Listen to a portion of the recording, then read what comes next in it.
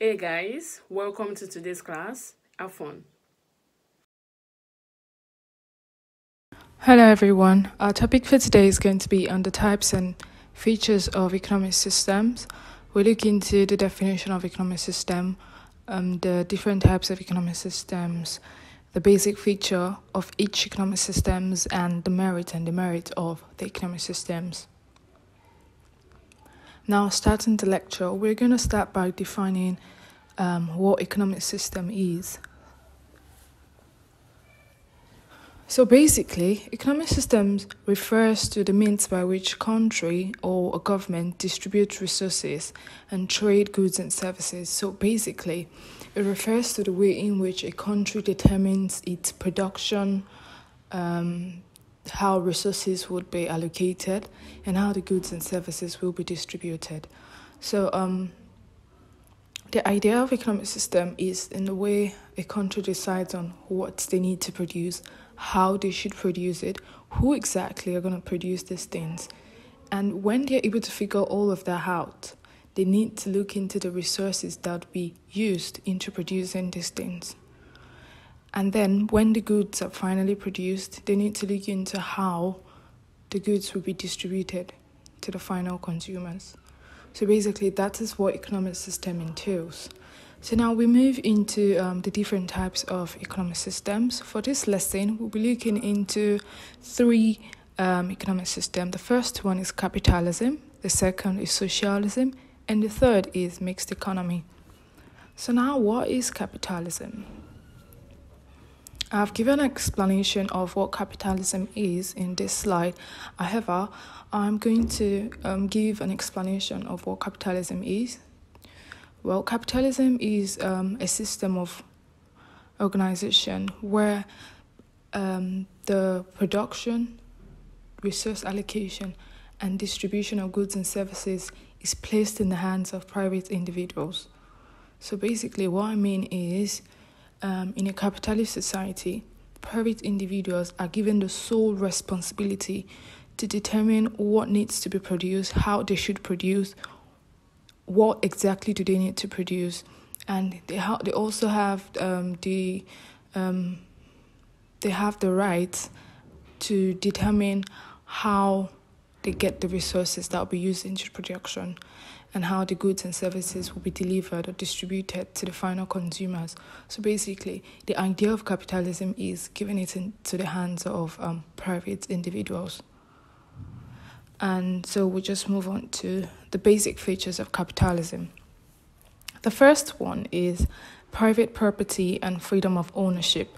So I already said in capitalism, it's all about giving or allowing private individuals to make decisions as to what needs to be produced, what needs to be used for production, and eventually, when things are produced, how they should be distributed. So basically, it's all about giving private individuals the right to own property and freedom to do whatever they want to do with the property.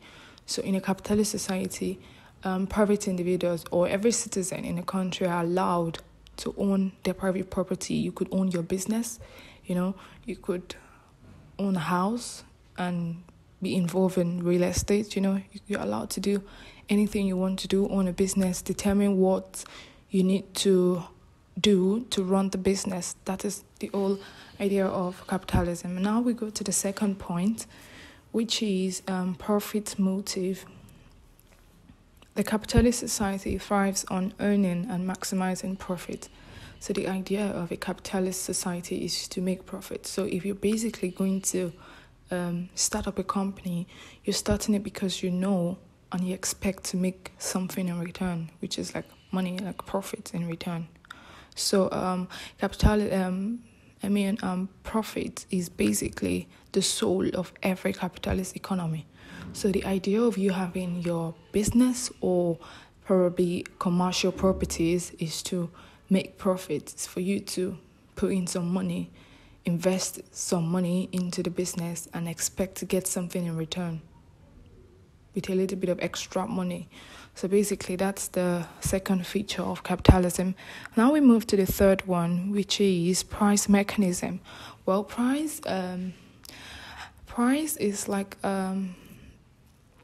the hand that basically controls the capitalist society. So in essence, what I'm saying is price makes things happen. Like it basically run the economy in a capitalist society. And how do I mean by this? Well, price offers two functions. And the first function is to consumers, while the second is to producers. So the first one to consumers is price enables consumers to make rational decisions. And how do I mean by this? If you were to go to the market now to buy something, you literally have, let's say you have 1,000 naira to buy, let's say fresh fish, and you go to the fish stand and you engage with about 10 different fish sellers, and then they give you different prices. Probably the first one says she's going to sell 800. The second one insists on selling 900. And then it goes on like that until you're able to meet someone who probably is going to offer you for 700, So in that situation, you will be forced, or like a rational thinker, you'd want to go for the one that sells for 700 because you literally see the product and you're like, oh, okay, it's the same thing, so I can actually go for the one that's cheaper rather than going for the most expensive one. So it helps you make rational decision as a consumer. For a producer, price motivates producers to work more. And how do I mean by this? So if you are a potato farmer and you create like a sketch or something, or like a report which says or shows that by the end of the month you will be selling a basket of potato for 15,000 naira, and you feel like, oh, okay, if I can sell a basket of potatoes for 15,000 naira by the end of the month, how about I work more to be able to produce about 10-15 baskets of potatoes, So that will push you to work more because, at the end of the day, you're going to earn more. So instead of getting 15,000 naira for just one basket, I could work more, produce 10 baskets, and that gives me 150,000 naira. So basically, that is what price does in capitalist society. We move on to the fourth point, which is juxtaposition of competition and cooperation. A capitalist society is characterized by free competition because there are a lot of entrepreneurs probably doing the same thing or producing the same product. So if you were to be, let's say you're somebody that enjoys food, you're somebody that enjoys food, and you take it into consideration to order food online. Probably you're a busy person and you don't always have the time to cook, So you want to order food. There are lots and lots of food vendors out there offering you the same services, telling you, oh, we make delicious meals. So how then do you choose from any of this? So that's where the competition is. There's continuous competition between these brands because they want to be the choice of the customers.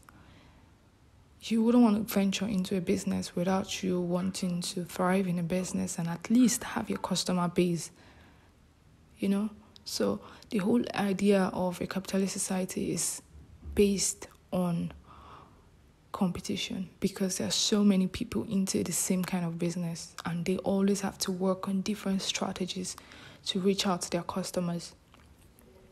With that being said, the cooperation aspect is even within an organization, even if there's like competition between departments, let's say probably marketing department is doing more or seems to be leading compared to other departments, that's like a competition, But then the cooperation aspect is regardless of the competition that exists, these departments need to work together to achieve the goal of producing, selling.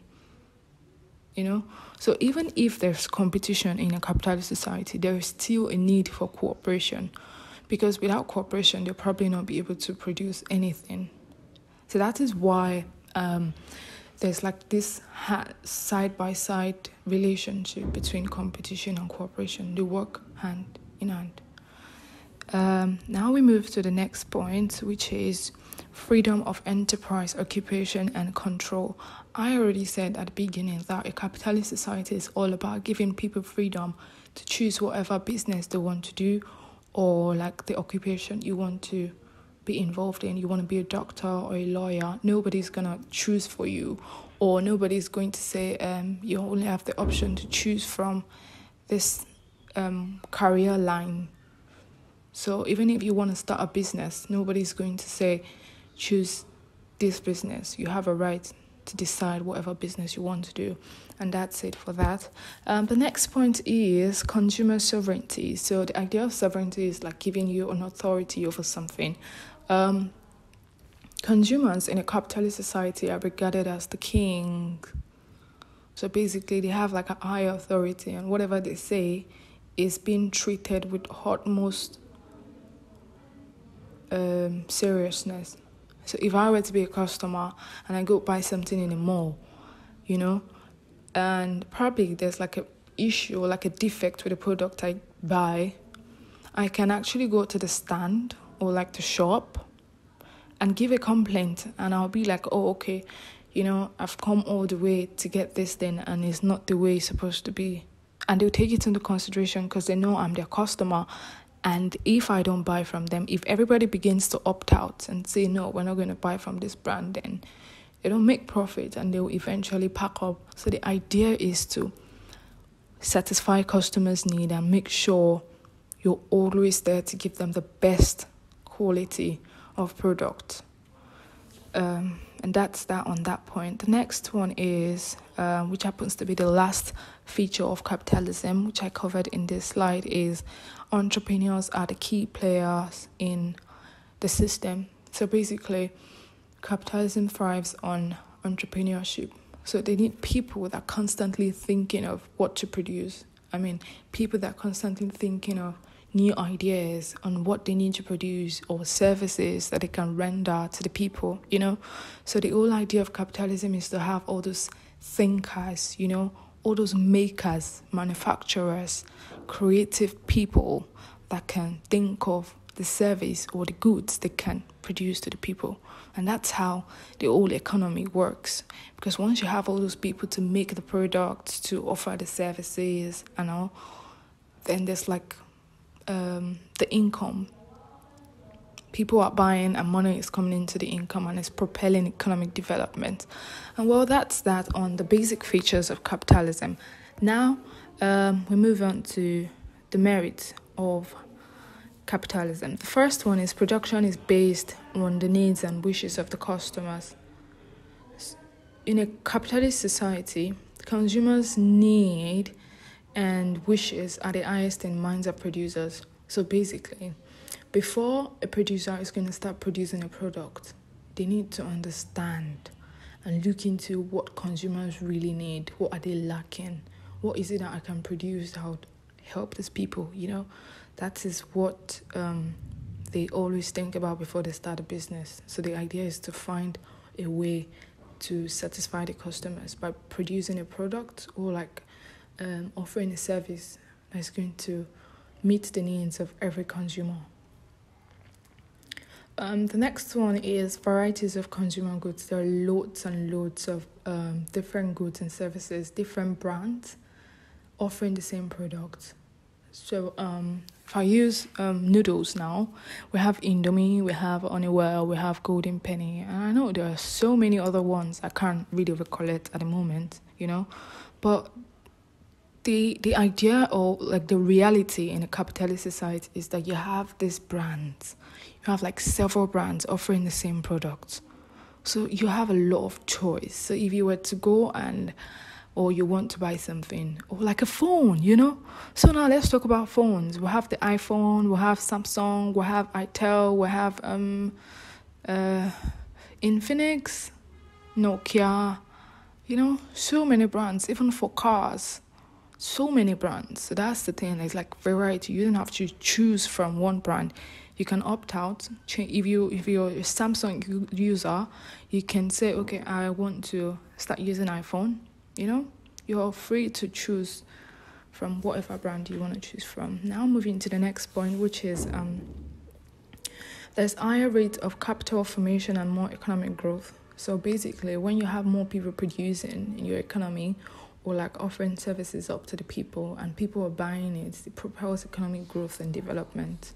So money is coming in, people's needs are being met, and so economy grows, basically. Moving on to the next is there is complete freedom of choice in a capitalist economy. I already stated this, a capitalist society gives everyone freedom to choose or do whatever they want to do. Nobody's going to force any profession or any business on you. You have the right to do whatever you want to do. The next one is optimum utilization of resources available. So under capitalism, I already stated that capitalism is all about giving private individuals the autonomy to own a business and do whatever they want to do with the business. So basically, if I have a business and let's say I produce, like Indomie, and obviously to produce Indomie, there are certain things I'm going to need in terms of like maybe flour and machine, work, labor, and maybe some other things like vegetables for the seasoning, so many things that I would be needing. And this is a decision I would have to make as the CEO of the company. So if I'm going to have to pay for something like that, I wouldn't want it to go to waste. So that's the idea. There's usually no waste during or under a capitalist society because these things are being paid for by producers and entrepreneurs. So they wouldn't want it to go to waste. So they believe they need to use everything. And the next one, which happens to be the last point, is efficient production of goods and services.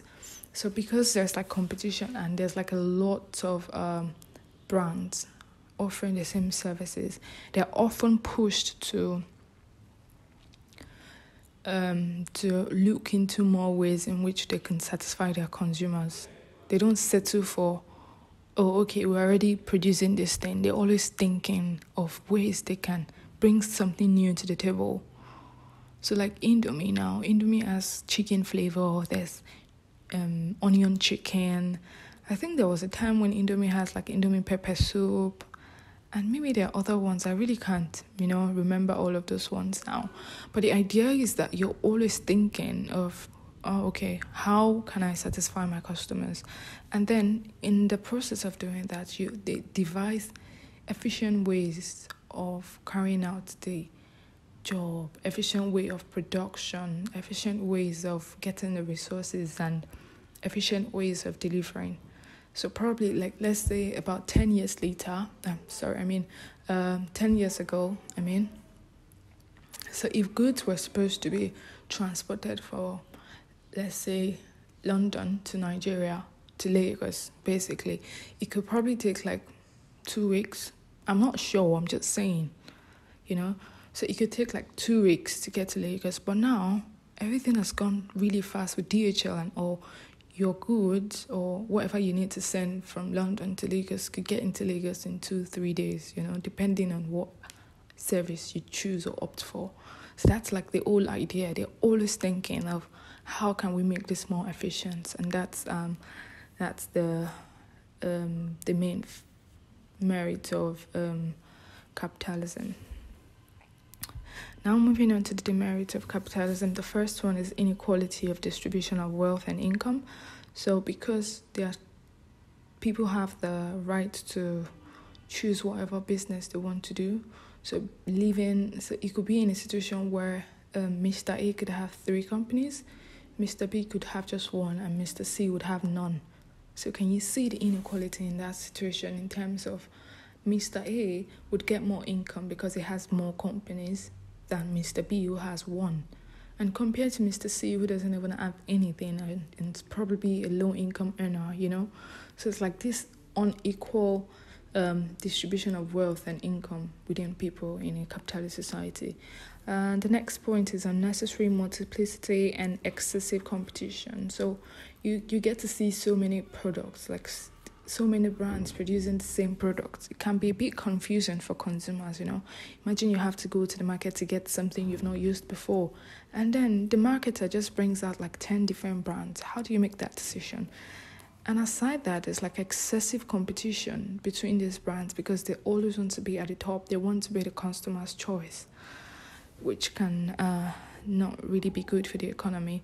The next one is instability of the capital economy. Well, because the capitalist system is owned by, most of the decisions in capitalist system are made by private individuals. So it means that there are different companies with their different strategies. So basically, they are never the same. Two companies might necessarily not have the same strategies or ways of dealing with the same issue, So these things create issues of like recession where the price suddenly just go off, or industries just pack up, or there's a situation where everything just rises and then there's like competition. What we need to produce now, all of this instability creates issue of unemployment in the country, and then it just naturally affects the free flow of development in the economy. Now we move to the next point, which is unemployment or underemployment.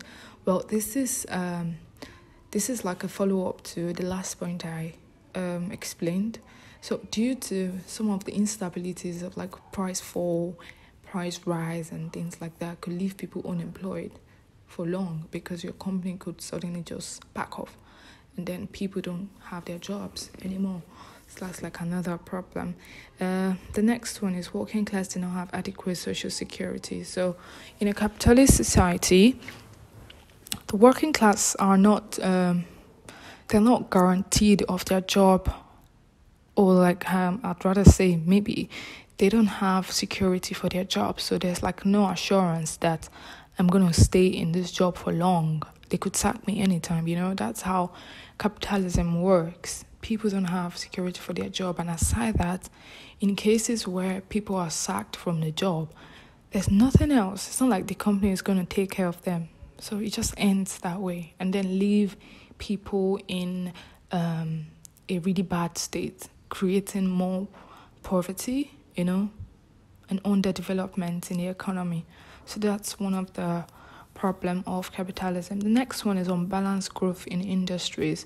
Well, this is basically just saying that because capitalism is based on the decision of private individuals, most people tend to want to choose or focus on the industries that are like the key thing, the booming ones, the ones that people really want at the time. So most people would rather want to produce things that people want at that time, and then they would end up neglecting some basic industries. So there's like this inequality, like this imbalance between industries. Where you have some industries growing, developing more than some other ones, and in really bad cases, we have some industry even neglected, like closed, and nobody looking into them. So that's one of the bad things about capitalism. Now I'll just give you like a conclusion. So basically, don't forget that capitalism is all about having private individuals determine the production, the resource allocation and distribution. So they have the right, private individuals have the right to determine what needs to be produced, how they should be produced, where they get the resources for production, and once the production is done, how do they deliver or distribute the goods and services to the people. So that's basically what capitalism is all about. And very quickly, I'm going to give you examples of capitalist country in 2020. According to the World Population Review, some of the most capitalist countries in the world are Hong Kong, Singapore, New Zealand, Switzerland, and the likes. You find them all on the slide. Okay, now with capitalism being explained, we move to socialism and definition of socialism. So, what is socialism? What do you know? Or what do you think socialism is all about? Socialism is a system of government where the line of production, resource allocation, and distribution of goods and services are handled and managed and probably owned by the government. So, as against capitalism, where private individuals have the right to own properties, in socialist society, the government handles, owns, and manages everything. So, private individuals are not given that much right or liberty to own their businesses. Everything is controlled by the government in a socialist society. Quickly moving to the basic features of socialism. The first one is socialism is social, or like a collection of ownership of resources. So in a socialist economy, I already said that the means of production, how the resources will be gotten, and how these products at the end would be distributed to the people are designed, developed, owned, managed, handled by the government. So it's like a social thing. It's like the government that owns and determines those things. And they do this for the good of everybody, making sure that everybody benefits from whatever decision they make. And that's like one of the key features. The next one is the responsibility of a central planning authority. So basically what this means is there's like usually a department, that is delegated to handle certain things in a socialist society. So there's like usually one, do I say like, I don't know how best to say this, but like there's like usually an authority, just like there's Nigerian Post Authority charged with handling import and export, So there's usually like an authority that is charged with the responsibility of handling, managing all these things in a socialist society. Moving on to the next point, it has definite aims and objectives. So in a capitalist, in a socialist economy, the production the production of everything, or the decision that has to come with the production, is being backed up by specific aims and objective, which most times is usually to make sure everybody benefits. There's like no unequal distribution of wealth. There's no struggles between class groups. They make sure everybody benefits, so we're all at the same level. So basically that's usually one of the aims and objectives of socialism. The next one is a central control and ownership. I already said this. Usually the control and ownership of the economy is put in the hands of the government. So the government own, manage, and handles anything that has to do with the socialist economy. Moving on to the next features. The next one is there's much or a less importance of price mechanism. So there's literally no much importance for price in socialist economy, because price doesn't really do much, because there's like no varieties of products. You don't go around seeing so many, like 25 brands of a particular product. So price doesn't really do much. And at the end, it's not like you own a business and the profit or whatever is going to come from the business will solely go into your pocket, which are some of the functions of price in a capitalist society. So with all of that being eliminated, price doesn't really have much importance in a socialist economy. And the last feature of socialism is people cooperation is essential. So because every decision they make in a socialist economy is based on satisfying people, benefiting the people, making sure everybody lives a good life, making sure there's no struggles between two groups, So they make sure people cooperate and make decisions for whatever they need to do in a capitalist society. So with the basic features being covered, we quickly move to the merits, or perhaps the advantages of socialism. The first one is social justice is assured. So, like I said, the whole idea is to have people have the same lifestyle. So the idea is to ensure that everybody benefits the same way, it's not like Mr. A would have all the income while Mr. B probably just has like 20% and Mr. C has nothing, like those unequal or the imbalance between social groups. All of those things are eliminated in socialism. The next one is this rapid economic development, because in a socialist society, there's like a central planning authority that makes decision for certain things. So whatever decision they make covers every industry, as against capitalism. So for capitalism, different companies have different strategies on how to handle situations. So basically, they wouldn't handle everything in the same way. So that would leave some people getting far ahead of the others. But in a socialist society, there's a central planning authority that decides and makes those plans. And those plans that they make is what govern every industry within the country. The next one is production is according to basic needs. So basically everything they produce in a socialist society is based strictly on what people need. There's no unnecessary multiplicity. You don't have like 25 brands producing the same thing. They produce exactly what they know that people need in a socialist society. Then the next one is this balanced economic development. Just like I just explained some moments ago, everything is balanced because there's like a central planning authority that makes decision for everybody. So it's like everybody moves at the same pace. We're not leaving anybody behind. We're all going, all industries in socialist society are all moving at the same pace because the policies or like the decision that are being made is for everybody and it makes sure it benefits everyone. And now moving to the next point, which is it has economic stability. That's quite similar to the point I just explained. The next one is equitable distribution of wealth and income. So in a capitalist society, the wealth distribution is quite equal. Nobody is taking more than the other.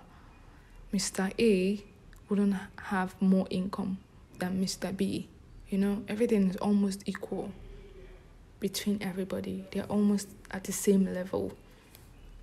And since private property is restricted, so people or private individuals have limited roles. So there are like a few or probably none that have the income coming straight to their pockets. So everybody's almost at the same level of socialism. And the next point is there's no exploitation and class struggle. So it's still like the same thing, There's no struggle between this class. There's no high class, medium, average, or like low class, Everybody is at the same level in a socialist society. Then the last point under the advantages of socialism is there's no wastage of competitive advertisement. So basically, because we don't have like 25 brands producing like one product, there is no need for unnecessary advertisement where people are usually in a capitalist society, people are faced with different adverts from various brands. So this brand is telling you, we are the best. Airtel is saying, we offer the best. MTN is saying, no, we are the best in this game. And there's Nine Mobile, they're all trying to offer you the same services. So in a socialist society, there's less competitive advertisement. So it makes it much easier for people to make well-informed decision. And now quickly we will move to the demerits of socialism. The first one is this lack of incentives for workers, and this could reduce the motivation. And how do I mean by this? In a capitalist society, if you own a business, if I work hard and I produce more, I'll probably get more income. But in a socialist society, you don't get to get all this money straight into your pocket. So people don't probably have much motivation to work more. So they work because they have to work. It's not because it's my company and I have to grow it. you see that there's like a difference. If you have to do something because, oh, I have to do it, or like you do it because I need to grow this thing needs to develop, you see. So there's like no vibe, there's no zeal to want to do more, because you know at the end nothing really comes into your pocket like that, except the excess, your salary at the end of the month. And the second one is there's loss of economic freedom. I already said that socialist economy is managed, handled, and owned by the government. So private individuals don't really have much say or power to decide what they want to do. The government decides what needs to be produced, how it should be produced, where to get the resources, and how the product should be distributed in a socialist society. The next point is this loss of consumer sovereignty. So because there is no private ownership of property or businesses and less brands, people don't really have a choice on selecting what they need to do or what they need to buy. So you take what you have as a customer, you only buy what is available for you, and you're not given that much freedom to select from the varieties of brands that you want in that manner. So you don't really have too much power in a socialist society as a consumer. The next one is that there's too much power concentrated in the state. So basically, the state owns excess power on what needs to be produced, how to get resources, what people can do, what jobs people can take. So there's like too much power in the government, and people have less liberty or like power for themselves. And that's that on that point. The next one is there's bureaucracy and red tapeism.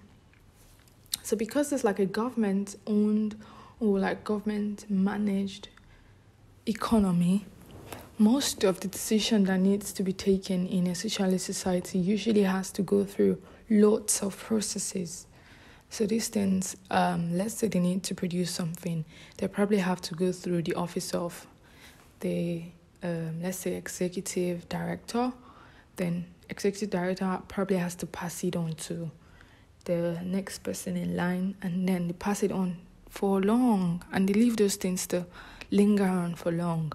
And so for something that would probably have taken a week to do in a capitalist society might take months, because of the long process that they have to do, or long process that they need to go through to make all this decision. And this can not be too good for the economy. So the next one is this loss of personal liberty, which happens to be the last point under the demerits of socialism. So people don't have like the personal liberty to decide what they need to do, the kind of job and everything. The government makes all the decisions. So people don't really have much right and much freedom to decide in a socialist economy. And that is all under socialism. So don't forget that socialism is a direct opposite of capitalism. It is when everything in the state is owned by the government. And according to the World Population Review, some of the most socialist countries in 2020 are Laos People's Democratic Republic, the People's Republic of China, the Republic of Cuba, and Socialist Republic of Vietnam. So those are the most socialist countries in 2020. And basically, that is all we'll be covering for today. In the next video, I'll be talking more on mixed economy systems and the problems of each economic systems and its solution. Thank you. See you next time.